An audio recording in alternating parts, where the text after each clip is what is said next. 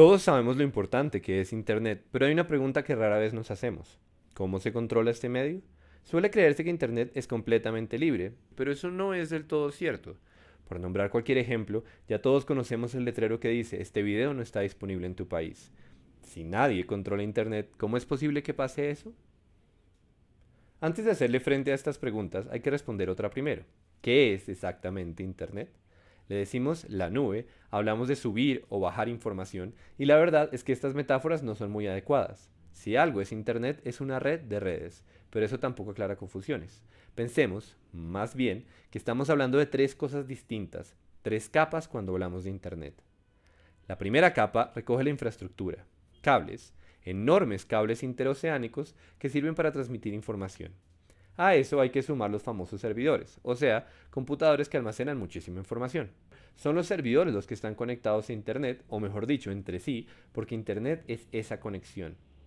No es mentira que nosotros también estamos conectados, pero sería más preciso decir que tenemos acceso a esa red porque hay compañías, típicamente de telecomunicaciones, cuyo servicio es permitir que hagamos uso de sus conexiones a Internet. La segunda capa está hecha de protocolos de comunicación. Esos cables y esos computadores no servirían de nada si no hubiera reglas para transmitir información entre todos los puntos de la red. Rara vez se habla de algo así como la invención de Internet, porque no fue propiamente una tecnología nueva, como si lo fueron la televisión y la radio. Ya teníamos computadores y cables de teléfono sin que tuviéramos Internet. Lo que nos faltaba era definir las reglas para establecer comunicación. A eso nos referimos cuando hablamos de protocolos. Quizás el más famoso es el protocolo de Internet, que sirve para distinguir el origen y el destino de un paquete de información, de ahí que haya direcciones IP. Finalmente, la tercera capa es la que todos conocemos, la información como tal. Como los servidores que contienen toda esa información están conectados, cualquier persona puede decir, en un sentido tal vez no literal, pero sí muy práctico, que por ejemplo este mismo video está en Internet. La red de redes ha crecido y sigue creciendo a una velocidad asombrosa gracias a la participación voluntaria de múltiples actores. Eso incluye gobiernos, pero también empresas privadas, comunidades académicas y tecnológicas, además de la sociedad civil. La arquitectura de Internet, descentralizada y abierta por diseño, dio lugar a un modelo de colaboración que funciona sobre la base del beneficio mutuo. Los actores simplemente decidieron participar. Es acá donde surge el tema de la gobernanza de Internet, es decir, los asuntos relacionados con el desarrollo y aplicación de principios, normas, reglas, procedimientos y programas que dan forma a la evolución y uso de Internet. Para los curiosos, se usa el término gobernanza y no gobierno porque gobierno connota un modelo centralizado y en Internet se da todo lo contrario. Al principio, la gobernanza de Internet era un tema que solo cubría las decisiones sobre los protocolos de comunicación. Pero como las capas están íntimamente relacionadas, hoy se usa una definición más amplia que incluye una lista de temas controversiales, dentro de los cuales se destacan cuestiones como la seguridad de gobiernos, instituciones e individuos, la privacidad, la libre expresión, los derechos de autor, los derechos humanos, el uso de marcas registradas y las interacciones comerciales. Es decir, no poca cosa. Si se preguntan que cómo llegamos a esta situación, la respuesta es que era inevitable. Entre más importante se vuelve Internet, más delicadas son las cuestiones que involucran la evolución de este medio. El momento crítico llegó en los años 90, cuando se dieron dos hechos que cambiaron el panorama de la gobernanza en Internet. Por un lado, los organismos encargados de la coordinación de la segunda capa, la de los protocolos, ya no pudieron continuar llevando el perfil bajo que tenían hasta ese entonces. El caso de la administración del sistema de dominios, algo así como el directorio telefónico de Internet, es un excelente ejemplo de esto. Durante muchos años, Internet tuvo una suerte de dictador benevolente. John Postel fue uno de esos personajes barbados y con sandalias que silenciosamente cambiaron el mundo.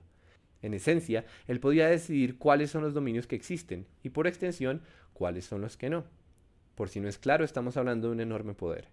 Cuando el tema se volvió lo suficientemente llamativo, el gobierno de los Estados Unidos mostró un interés mucho mayor por este asunto. Esto llevó a un intento de resistencia fallido por parte de la comunidad tecnológica que Postel lideraba. Al final, se creó una nueva organización privada que coordina el uso de dominios en Internet, la ICANN.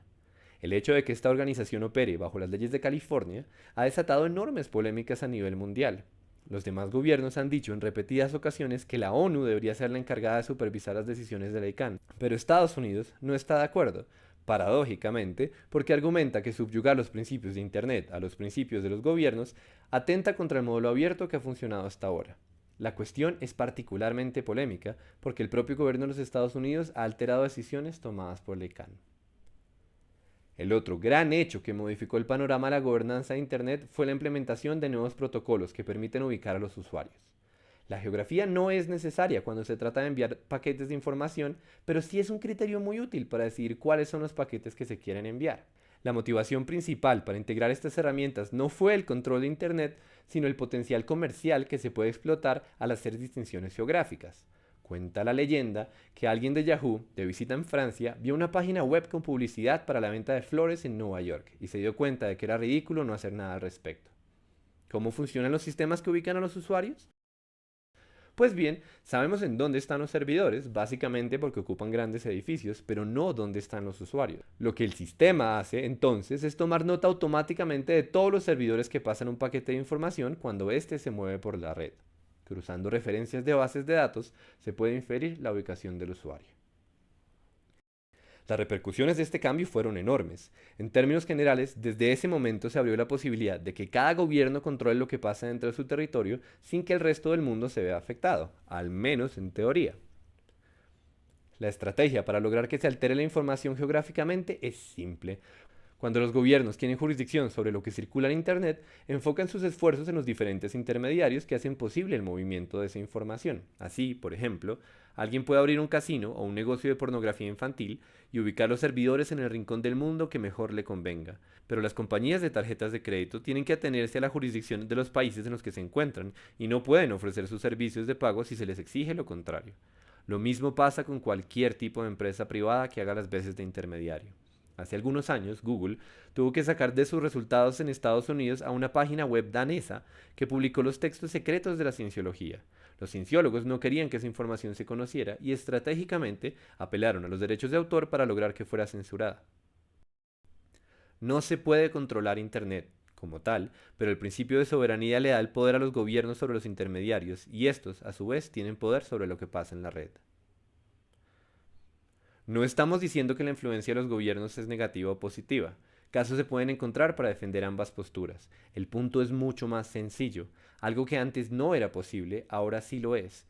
Y como resultado, la información disponible en Internet no es la misma para todos los países. El caso más extremo es el de China, pero de eso habrá que hablar en otra ocasión.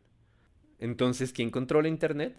Sería fácil suponer que la gobernanza es un tema que se discute a nivel de naciones, pero debido a la historia y la arquitectura de este medio, se reconoce que los actores involucrados no son únicamente los gobiernos, sino también las empresas privadas, las comunidades técnicas y la sociedad civil. Por esta razón, muchas de las organizaciones que regulan los protocolos obedecen a un modelo de gobernanza multi-stakeholder, otra palabra incómoda como governance con la que no sabemos muy bien qué hacer. Es decir, que los representantes de los distintos sectores participan en la toma de decisiones sobre lo que ocurre en la segunda capa, a través de organismos como la propia ICANN.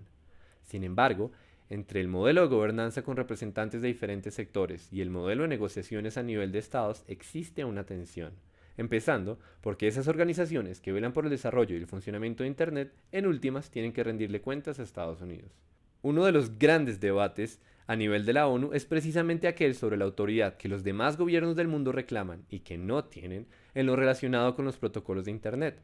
En todo caso, ya vimos que los demás gobiernos cuentan con un arsenal de tácticas para influenciar indirectamente lo que pasa en Internet al interior de su país, aunque con frecuencia las repercusiones son internacionales.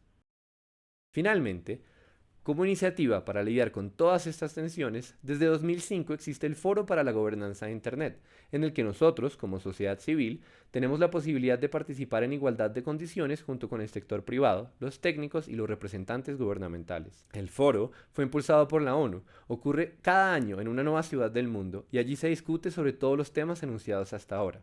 Pese a que el foro no tiene poder de decisión, es un espacio de diálogo que legitima el modelo multi-stakeholder y allí se da la posibilidad de un encuentro libre entre todos los actores. ¿Acaso por el hecho de que no se toman decisiones, se trata del escenario donde se llevan a cabo los debates más interesantes sobre este tema?